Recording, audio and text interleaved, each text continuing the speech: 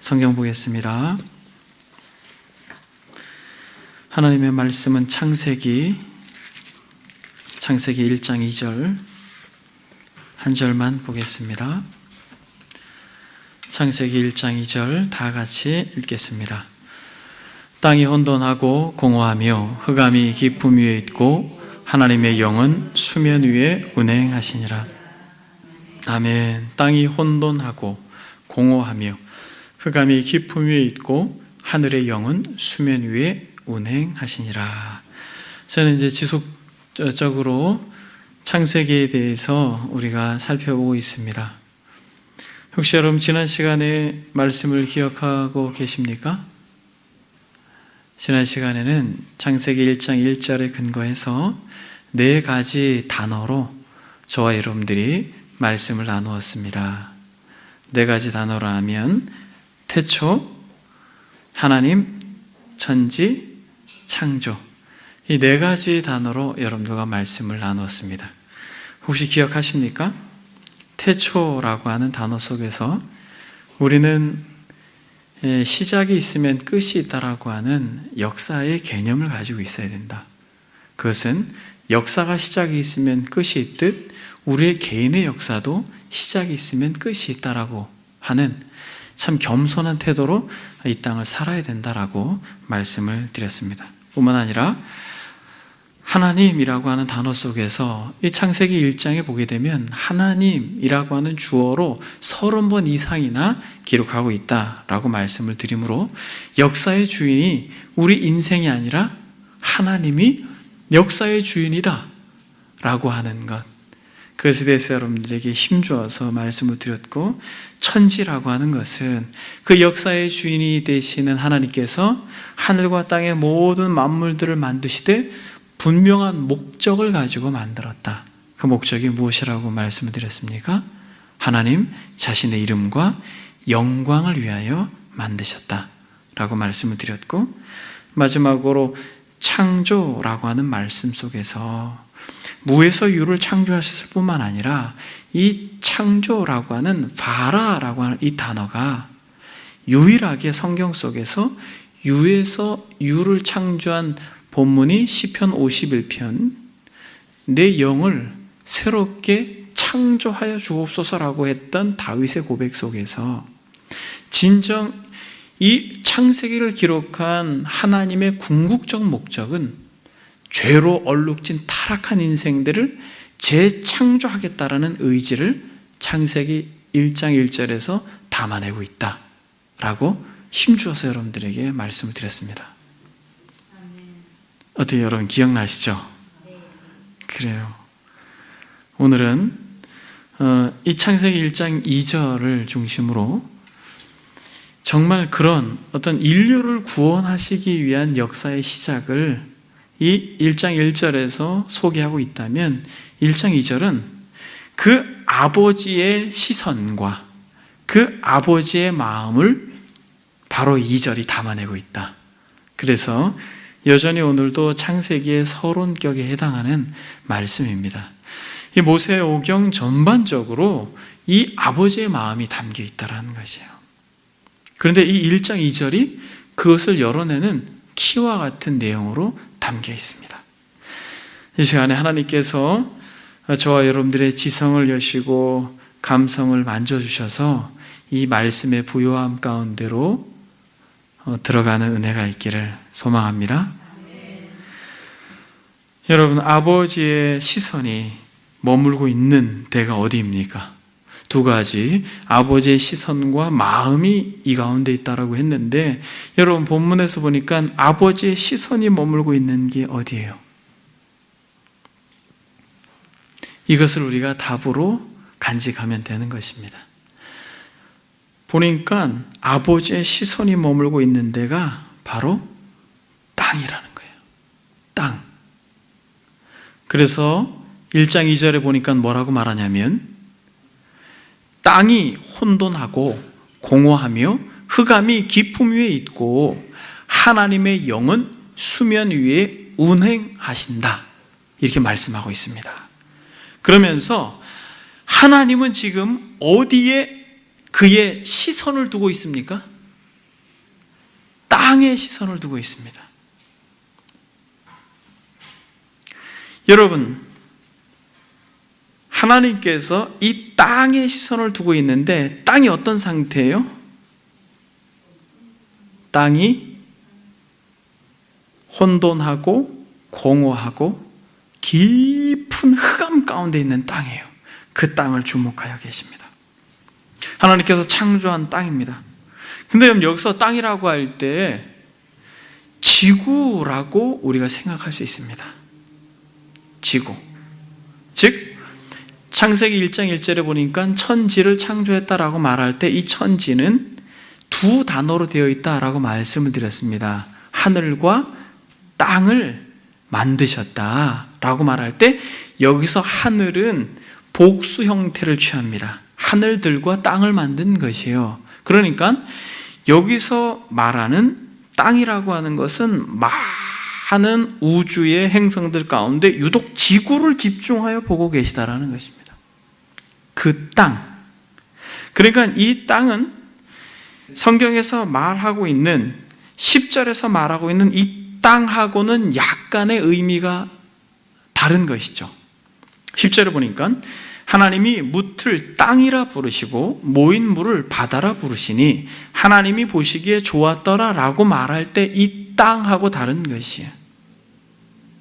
영어 성경도 다릅니다. 영어 성경에는 2절에는 earth라고 되어 있고 20절에는 land라고 되어 있습니다. 그러니까 결국 하나님께서 주목하여 바라보고 있는 땅은 정리되어지지 않는 혼돈과 공허함과 깊은 수면 가운데에 물로 뒤덮여 있는 그 땅, 정비되어지지 않는 땅을 말하는 것입니다. 근데 여러분, 성경에 보게 되면 땅에 대해서 굉장히 관심을 많이 가지고 있어요. 혹시 여러분들도 땅에 대해서 관심을 가지고 계신 분이 계실 수도 있을 거예요. 참 비싼 땅이 있고 또 가치 있는 땅들이 있습니다. 하나님도 땅에 대해서 관심을 참 많이 가지고 계셔요. 그래서 하나님께서 아브라함을 부르실 때 뭘 약속합니까? 땅을 약속하세요. 내 땅 주겠다 이렇게 이야기합니다. 그래서 창세기 12장에서도 보게 되면 한번 여러분 찾아보겠습니다. 창세기니까 하나님도 땅에 관심이 있구나. 여러분 처음 아신 분이 계실 거예요. 창세기 12장 7절에 보니까 아브라함을 부르시면서 내가 너로 큰 민족을 이루고 복을 주겠다라고 2절에서 말씀하십니다. 7절에 여호와께서 아브라함에게 나타나 이르시되 내가 이 땅을 내 자손에게 주리라 이렇게 말합니다.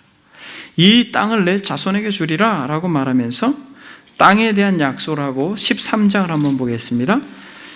13장 14절 15절 롯이 아브라함을 떠난 후에 여호와께서 아브라함에게 이르시되 너는 눈을 들어 너 있는 곳에서 북쪽과 남쪽 그리고 동쪽과 서쪽을 바라보라. 보이는 땅을 내가 너와 내 자손에게 어떻게 하리라? 주리라. 언제까지? 영원히 이렇게 약속을 합니다. 그리고 그 외에도 정말 많은 부분 땅에 대해서 아브라함에게 약속을 하셨지만 한 절만 더 찾아보겠습니다. 17장 8절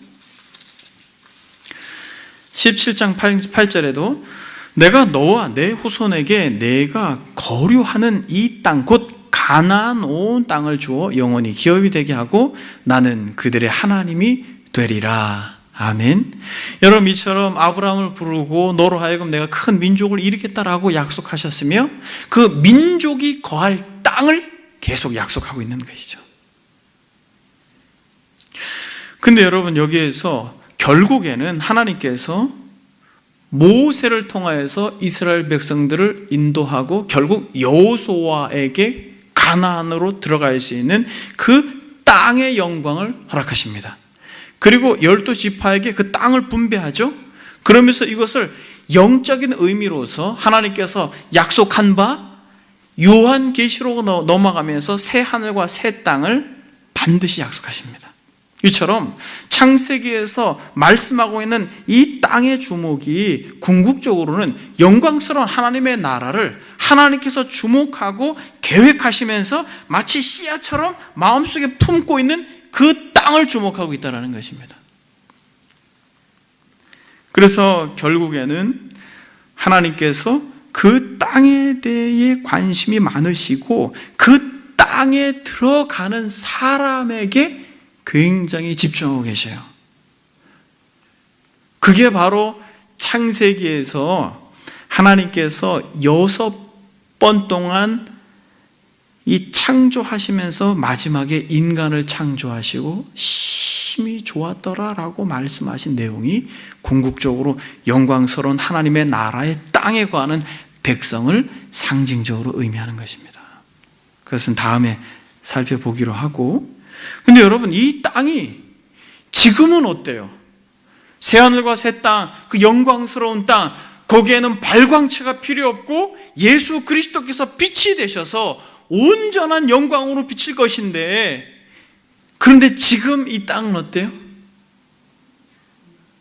이 땅은 아주 심각합니다. 이 땅은 아주 엉망이에요. 혼돈되어지고 공허하고 흑암이 깊은 가운데 있는 것이에요. 그러니까 어두움이 어느 정도냐면 깊이 있다라는 것입니다. 여러분, 혼돈이라고 하는 단어의 의미가 무엇입니까? 이것은 막 어지럽혀져 있다라고 하는 뜻이 아니에요. 그 한글의 낱말과 같이 막 어지럽혀져 있다라고 하는 뜻이 아니라, 여기서 여러분 좋은 성경은 각주를 달아놨어요. 한번 보세요. 여러분들도 다 있을 것입니다. 난해주에 보게 되면 뭐라고 기록되어 있습니까? 여러분, 거기에 혼돈의 일자가 써 있고 밑으로 가보면 성경에 뭐라고 써 있습니까? 형체가 없는, 이렇게 써 있죠. 그러니까 폼이 없는 것이에요. 형체가 없는 것입니다. 그러니까 막 혼동되어 있는 무질서한 상태이기도 하지만 무질서한 상태보다 더 원어적 의미는 폼 자체가 없는 것이에요. 여러분, 여기는 폼이 갇혀 있죠. 폼이, 마이크도 폼이 있고 단상도 폼이 있고 다 폼이 갖춰져 있습니다. 그러나 그때의 땅은 폼이 없는 상태예요. 폼을 잃어버리는 것이죠. 그리고 이 공허하다라고 하는 것은 무엇이에요? 공허하다, empty, 완전히 텅 비어있는 상태입니다. 그리고 흑암이 깊음이 있다라고 말하는 것은 말 그대로 굉장히 어두운 것입니다. 굉장히 어두운 것이에요. 그런데 이 어두운 정도가 어떤 정도입니까? 깊음이 있다, 이렇게 있습니다. 깊음이. 여기서 깊음이라고 하는 것은 창세기 7장 11절에 깊음의 샘이 터지고 라고 말할 때에 이 깊음과 동일한 단어인 것입니다. 노아 홍수 때 하늘의 창을 여시고 깊음의 샘을 여시고 터뜨리면서 물로 심판하실 때 이 깊은 골짜기, 여러분들이 영화라든지 드라마라든지 볼 때 막 깊은 골짜기에서 그 칠흑같이 어두움을 여기서는 상징하는 것입니다. 그러니까 혼돈되어지고 공허하고 흑암이 있는데 이 흑암이 있는 정도가 정말 칠흑같이 어두운 깊은 흑암이 있는 것이에요. 근데 여러분 보세요. 그걸 누가 주목하고 계신다라는 것입니까? 누가? 하나님께서 그것을 주목하고 있는 것입니다. 근데 여러분, 지금 이 말할 수 없는 흑암과 공허함과 혼돈된 상태가 무엇 때문에 이 혼돈된 상태가 있는 것이에요? 놀라운 것은 이 3절, 4절로 넘어가면서 이 혼돈의 상태가 정리가 되어지고 이 텅 빈 상태가 채워지며 이 칠흑같이 어두운 그 땅이 밝아집니다. 3절, 4절로 가면서 무엇을 할 때? 하나님이 이르시되 빛이 있으라 하시니 빛이 있었고, 하나님께서 말씀하실 때 혼돈과 공허와 흑암이 물러가는 것이에요. 그러니까 사실 여러분, 지금 이 모세오경이 어느 때 쓰여졌는가가 이 창세기를 이해하는 데 굉장히 중요합니다. 여러분, 모세오경이 어느 때 쓰여졌다고 말씀드렸습니까? 첫 번째 창세기를 개관할 때 여러분들에게 이 모세오경이 쓰여졌던 시간에 대해서 말씀을 드렸습니다. 언제 쓰여졌다라고 말씀드렸는지 기억나세요? 그렇죠, 여러분. 출애굽해서 불평과 원망하는 이스라엘 백성들을 데리고 시내산에 머물러서 십계를 받아 내려왔을 때 금송아지를 만들어서 다 죽고 정말 인생의 그 혼돈과 공허함과 어두움이 경험되어졌던 그때예요. 모세오경에서 첫 번째 책으로서 쓰여지는 두 번째 단어, 이 혼돈과 공허와 이 말할 수 없는 흑암이 뭐겠어요, 그러면? 이것이 땅이라고 할 때 그 땅을 향하여 가는 인생들의 마음이라는 것이에요.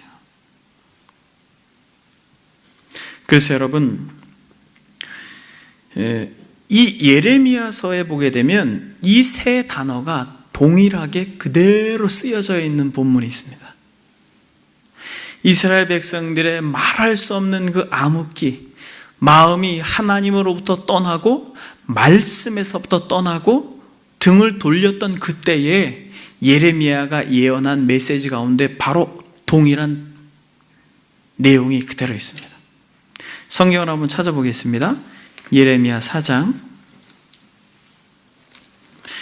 참 중요한 말씀이기 때문에 제가 읽어드릴 수도 있지만은 여러분들과 한번 찾아보겠습니다. 예레미야 4장 23절 한번 보겠습니다. 같이 읽겠습니다. 보라, 내가 땅을 본즉 혼돈하고 공허하며 하늘에는 빛이 없으며. 여러분 어때요? 창세기 1장 2절의 말씀을 그대로 옮겨놨습니다. 내가 땅을 본즉 혼돈하고 공허하며 하늘에는 빛이 없으며, 24절에 내가 산들을 본즉 다 진동하며 작은 산들도 요동하며 내가 본즉 사람이 없으며 공중의 새가 다 날아갔으며. 혼동되고 어둡고 공허한 상태, 여러분 새들도 없는 것입니다. 다 날아가 버렸어요. 여러분 이것이 어떤 때입니까? 22절에 보니까 내 백성은 나를 알지 못하는 어리석은 자요, 지각이 없는 미련한 자식이라. 악을 행하기에는 지각이 있으나 선을 행하기에는 무지하도다. 여러분 이때예요. 뭐가 없는 때입니까? 무지한 때예요. 하나님의 말씀이 없는 때입니다. 사랑하는 여러분, 저는 이 시대가 그런 시대라고 생각을 합니다. 교회들을 보십시오, 여러분.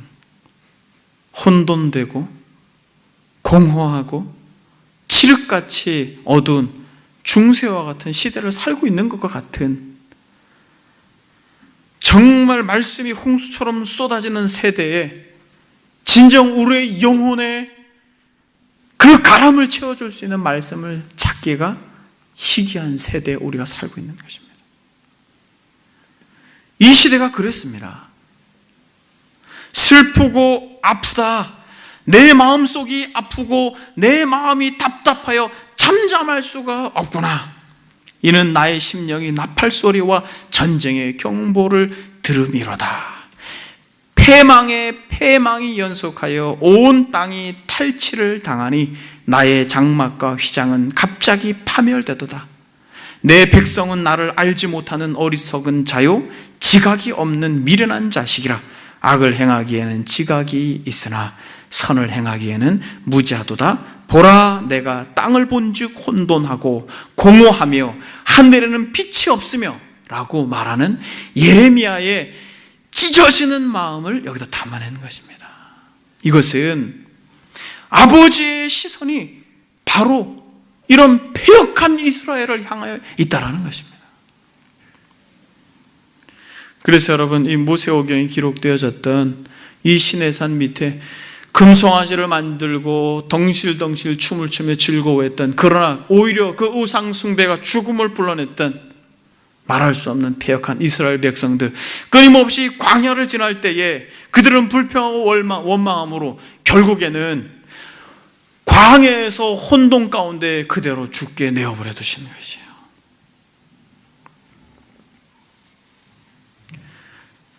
그래서 여러분, 결국에는 이 창세기 1장 2절에서 말하고 있는 이 땅은 무엇인가? 그것은 하나님의 말씀이 없어 곤하고 하나님의 말씀이 없어 패역한 인생들을 향하여 말씀하고 있는 것입니다.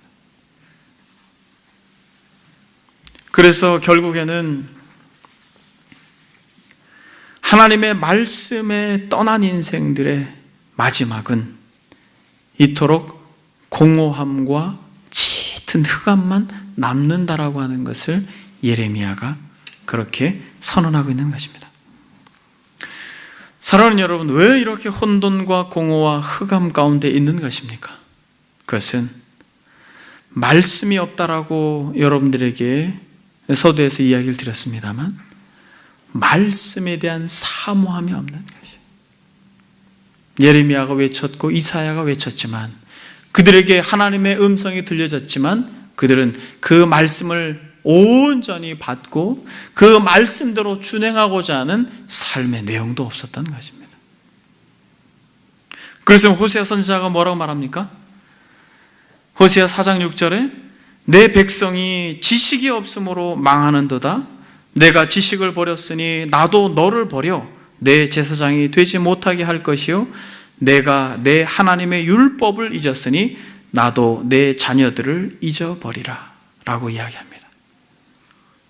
그러면서 여러분, 여기서 무슨 지식이 없는가 라고 말할 때 그 4장 1절에 이렇게 말합니다. 이 땅에는 진실도 없고 인애도 없고 하나님을 아는 지식도 없다, 이렇게 말합니다.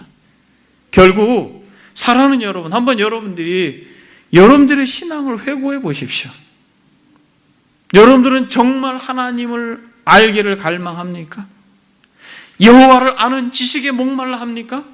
영생이라고 하는 거, 진정 하나님께서 약속하신 새하늘과 새 땅이 하나님을 아는 것이다라고 요한복음의 17장에서 영생을 정의하셨는데, 여러분 한번 곰곰이 여러분들 스스로도 진정 여호와를 알고자 하는 마음이 있습니까? 공허한 상태, 혼돈된 상태, 흑암 가운데 어지럽고 답답하고 괴로움 가운데 우리가 있다면, 여러분 그것은 어떤 물질적인 풍요로움에서 우리가 벗어나고 세상에 우리가 누려야 될 많은 지위에서 이탈되어서가 아니라 정직하게 하나님의 말씀이 없는 것을 넘어서서 그 말씀하고 계신 여호와에 대한 경외심, 여호와로 인한 분명한 삶의 방향을 우리가 잃었기 때문에 혼돈되고 공허하고 흑암 가운데 우리가 세상 한복판에 놓여 있는 것입니다. 여호수아서에서 보게 되면 성경은 이렇게 말합니다. 이스라엘 자손들이 여호와의 음성을 청종하지 아니하므로 여호와께서 그들에게 대하여 맹세하사 그들의 조상들에게 맹세하여 우리에게 주리라고 하신 땅, 곧 젖과 꿀이 흐르는 땅을 그들이 보지 못하게 하리니 하시매, 애굽에서 나온 족속 곧 군사들이 다 멸절하기까지 40년 동안을 광야에서 헤매었더니, 이 무슨 말입니까 여러분? 애굽에서 가나안, 하나님께서 아브라함에게 약속하신 그 땅을 향하여서 칼로 어떤 창으로 무력으로 하지 아니하고 하나님의 전적인 은혜와 능력으로 애굽에서 나와서 그 땅을 향하여 가는데, 그 이스라엘 백성들이 결국에는 광야에서 다 죽게 되는 것이, 그 땅에 들어가지 못하는 것이. 여러분, 한국 교회에 가지고 있는 어떤 구원관에 있어서 결정적인 문제가 그것입니다. 애굽에서 나왔으니까 됐다라고 말해요. 그것이 여러분 구원파에서 가르치는 구원론과 흡사합니다. 한번 죄 사함 받았으면 됐지, 나의 삶의 거룩하고는 무관해, 나는 한번 애굽에서 나왔으면 됐지, 나는 가나안에 갈 거야, 나는 하나님의 나라에 갈 거야 라고 하는 영생관, 구원관을 가지고 있기 때문에 한국교회에 이 혼돈과 어두움이 짙게 깔려 있는 것입니다. 그러나 여러분 보십시오. 성경이 저와 여러분들이 요구하고 있는 것은 무엇이에요? 애굽에서 나와서 광야를 살지만은, 우리가 광야의 길을 가지만은 애굽에서 누렸던 그 발달된 문화와 너무너무 그렇게 식욕을 자극했던 많은 달콤한 음식들에 그들의 마음이 빼앗겨서 그들은 광야에서 초지일관 모세 앞에 행했던 것은 하나님을 원망하고 지도자에 대한 불평으로 일관되었습니다. 여러분들은 어떻습니까?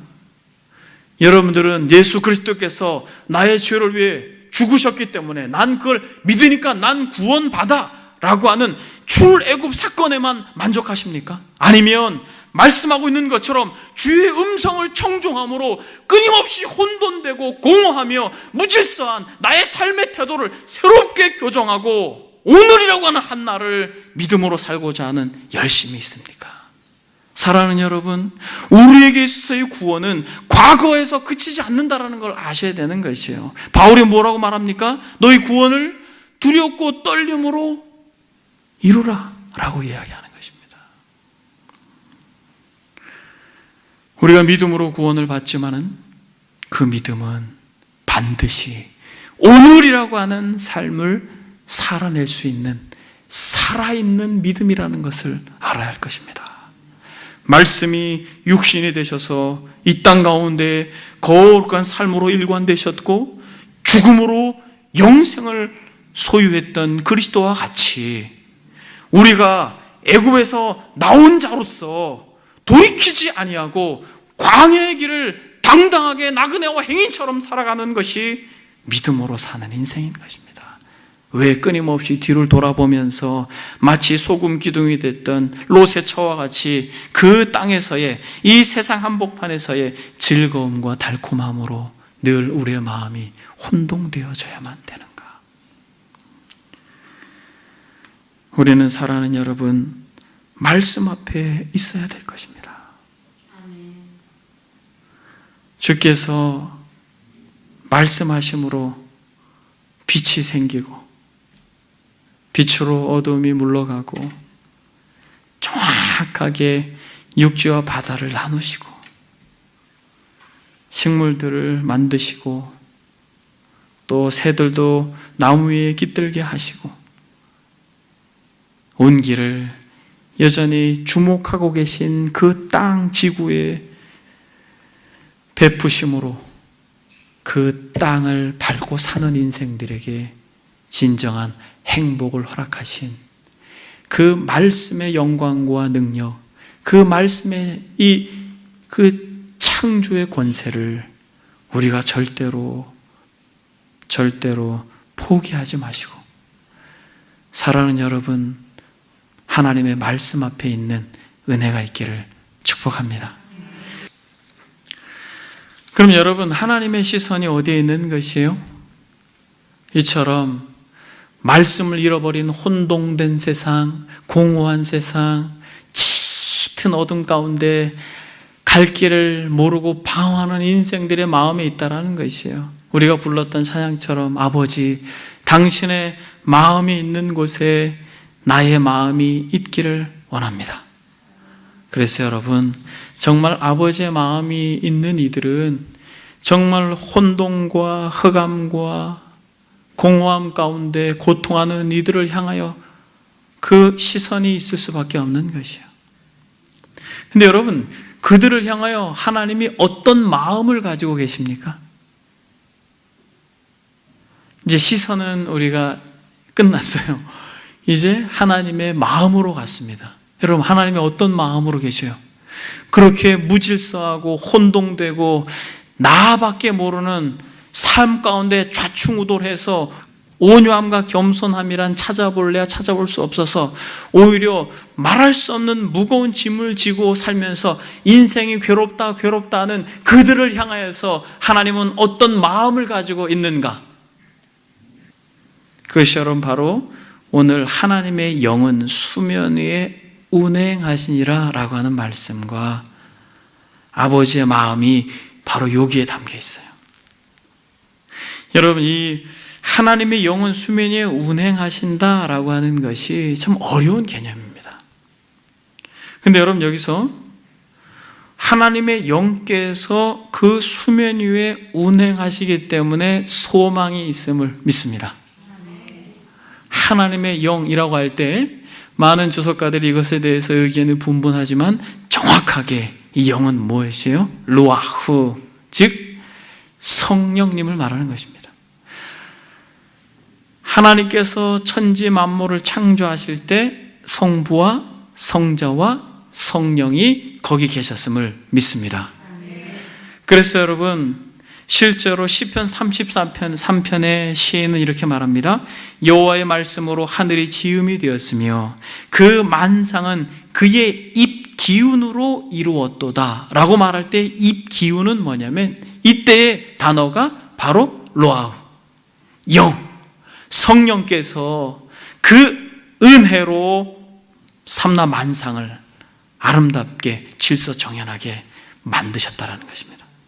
저는 이 시간에도 성령께서 수면 위는 아니지만 의자 위를 운행하시고 계심을 믿습니다. 그래서 여러분들의 마음 가운데 혼돈과 공허와 그 짙은 어두움이 물러갈 것이라고 소망합니다. 근데 여러분, 여기서 이 운행하다라고 하는 이 단어가 아주 의미심장해요. 이 운행하다라고 하는 것은 새가 날아가는 것을 의미해요. 운행한다. 새가 나는 것을 말하고 새가 날개를 펴서 알을 감싸는 걸 말해요. 그러니까 하나님께서 어떤 마음이시냐면 찢기고 상하고 얼룩져 있는 인생들을 향하여 그 날개를 펴서 끌어안고 있는 상태라는 거예요. 수면 위로 운행하신다라고 하는 이 개념 자체가, 그래서 이 단어가 그렇게 많이 쓰이진 않았지만은 이 단어가 쓰여 있는 성경 구절이 신명기 32장 11절이에요. 한번 찾아봅시다. 이 단어도 중요하기 때문에 신명기 32장 11절.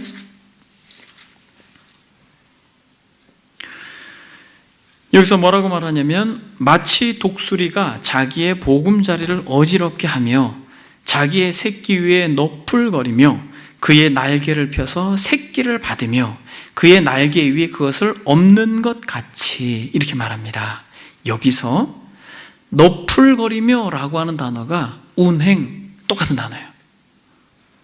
그러니까 여러분, 이 독수리가 자신의 새끼가 이렇게 새끼 집에 있을 때 어느 정도 새끼가 자라면 이 짚을 흩어버리잖아요. 그래서 새끼들을 떨어뜨립니다. 떨어질 때 날개짓을 못하잖아요. 푸득푸득푸득 거리면 독수리가 휘 날아가지고 자기의 날개로 탁 감싸서 안전하게 했다가 또 떨어뜨려요. 여러분, 그 말씀입니다. 오늘 본문이 마치 독수리가 자기의 보금자리를 어지럽게 하며 자기의 새끼 위에 너풀거리며 그의 날개를 펴서 새끼를 받으며 그의 날개 위에 그것을 엎는 것 같이 여호와께서 홀로 그를 인도하셨고 그와 함께 한 다른 신이 없었도다. 라고 말하면서 하나님께서 눈동자와 같이 광야를 지날 때 지키시고 인도하신 것을 모세의 노래의 한 부분으로 소개하고 있는데, 여기서 아버지의 마음이 느껴지셔야 됩니다, 여러분. 하나님께서 여러분들 가운데 때로는 여러분들 스스로 퍼덕퍼덕거리면서 모든 그 환경과 상황을 넘어설 수 없는 그때에 하나님의 영이 운행하시듯 여러분들을 보호하고 감싸고 여러분들을 그 날개로 받아서 안전하게 하나님이 원하시는 곳으로 인도하실 줄 믿습니다. 여러분, 이 창세기에 나와 있는 이 1절, 2절이 궁극적으로 새하늘과 새 땅을 향하여 하나님께서 예수 그리스도로 말미암아 구원하겠다라고 하는 의지를 담아낸 것이야. 반드시 나의 구원은 내가 이루겠다. 여호와께서 홀로 그를 인도하셨고 그와 함께한 다른 신이 없었다라고 말하는 것처럼 저와 여러분들이 어떤 연약함, 한계, 부족함도 아랑곳하지 아니하고 반드시 하나님께서 어떻게 하시겠다? 당신의 구원을 이루시겠다라고 하는 의지와 약속을 하고 계신 것이에요. 마치 암탉이 그 새끼를 품듯이, 날개 아래에 품듯이, 그리고 엘리야가 죽은 아이 위에 자기의 몸을 이렇게 덮듯이, 그래서 그 온기로 그 죽은 아이를 살리듯이 영적으로 혼돈 가운데 있고 공허하고 칠흑같이 어둠 가운데 갈 길을 몰라서 괴롭고 고통하는 인생들에게, 마치 죽어있는 아이에게 그 몸을 덮은 엘리야와 같이 내가 그렇게 수면 위에 운행하겠다라고 하는 의지를 창세기 1장 2절에 담아내고 있는 것입니다. 그래서 여러분, 이 창세기 1장 2절에 이 말씀이 하나님이 얼마나 인생들을 향하여, 연약한 인생들을 향하여 혼돈되고 공허하고 자기밖에 모르는 칠흑같이 어두움 가운데 좌충우돌하는 인생들을 향하여 가지고 계신 이 아버지의 마음이 저와 여러분들에게도 동일하게 있기를 바랍니다. 근데 여러분, 여기서 이 마음이, 하나님의 이 말할 수 없는 자비와 긍휼과 사랑이 하나님께서 우주 만물을 지으시면서 첫째 날, 둘째 날, 셋째 날 지으실 때 거기에 이 사랑이 그냥 깊이 배어 있어요. 지난 시간에 여러분 말씀을 드렸지만 지구와 태양과의 거리, 자전의 속도 얘기했잖아요. 근데 요거는 제가 일부러 얘기 안 했습니다. 오늘 얘기하려고. 여러분 한번 보십시오. 저와 여러분들을 향하여서 인생들을 향한 사랑이 이 창조의 순서에 나타나요, 안 나타나요? 주님께서 우리 인생들을 몇째 날 만드셨어요? 한번 제가 여쭤볼까요? 첫째 날 뭘 만들었어요? 둘째 날? 셋째 날? 좋은 주일학교 나온 분들은 알 텐데, 첫째 날 한 단어 빛, 둘째 날 두 단어 궁창, 하늘, 셋째 날 세 단어 땅, 식물, 넷째 날 네 단어. 지금 단어 수 맞추고 있는 것이죠, 여러분. 네 단어. 해, 달, 별들. 1월 성신. 다섯째 날 새와 물고기. 5글자죠. 여섯째 날 사람들과 동물. 뭐 이렇게 동물들과 사람 해도 되죠, 여러분. 여러분 한번 생각해 보십시오. 하나님께서 사람을 첫째 날 만들었으면 굶어 죽죠. 먹을 게 없어요. 사람을 먼저 만들었으면 굶어 죽고 얼어 죽고 살 수가 없는 것이에요, 여러분. 그러나 하나님께서 인생들을 가장 늦게 모든 환경을 혼돈과 공허와 어두움 가운데 있는 것을 말씀으로 거두시고 아름답게 다 창조하신 후에 일로 와라 이렇게 하신 거예요. 마치 신혼부부가 결혼을 하고 아이가 딱 생기면 어때요? 임신하셨습니다. 우리 큰아이가 딱 생겼다고 했을 때 너무 감사했습니다. 왜냐하면 아이를 가질 수 없다고 했었거든요. 아이가 딱 생겼다고 했을 때 그때부터 아이가 뱃속에서 세포로만 있을 때부터 준비하기 시작하는 것이에요. 화장실도 샤워실도 되게 좁은데 어느 날 누가 줬다고 목욕다라를 거의 화장실 3분의 2만한 걸 갖다 놓은 거예요. 그래서 이 친구가 태어날 때까지 불편했어요. 이게 아버지의 마음이라는 거예요. 저와 여러분들을 향하여 그렇게 계신 거예요. 우리가 부족해도 괜찮아요. 혼동되고 공허하고 내가 잘 뭘 모르는 것 같다. 그리고 어두워도 괜찮아요. 왜냐하면 누가 하시겠다는 거예요? 아버지께서 하시겠다는 거예요. 누구에게? 말씀 앞에만 있는 이들에게. 말씀 앞에 겸손하게 주여 그 음성을 듣겠습니다라고 하는 태도로 있는 자들에게 누가 하시겠다? 하나님께서 하시겠다는 것이요. 그래서 여러분, 혼동되고 어둡고 정말 죽은 나사로와 같은 인생들에게 하나님께서 나사로야 나오라라고 하는 말씀으로 인하여 그 영혼이 거듭나 살아. 내가 왜 사는지, 내가 무엇 때문에 사는지, 내가 어디로 와서 어디로 가는지 반드시 거듭나 영생에 대한 소망을 가지고 살게 하시겠다고 약속하시는 것이요. 누구에게? 겸손하게 하나님의 말씀 앞에 있는 자들의 미래는 밝을 줄 믿습니다. 말씀을 정리하겠습니다. 사랑하는 여러분, 적용 한 가지만 하겠습니다. 저와 여러분들의 시선과 저와 여러분들의 마음은 어떠합니까?